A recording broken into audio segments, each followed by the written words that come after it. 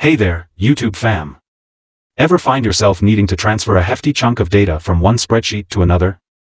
Sure, you might be familiar with using VLOOKUP for the job, but today, let's take it up a notch and dive into a more advanced technique. By combining these two, we can streamline the process and make data migration a breeze. However, there's a crucial step for success: ensure that the headers in both sheets are identical. If not, fear not. You can easily rename them to match. But why go through this extra step, you ask? Well, it's the key to unlocking the potential of seamlessly transferring complete data from one sheet to another in just a matter of seconds. So, join me as we explore the magic of VLOOKUP and MATCH, turning your data transfer tasks into a quick and efficient process.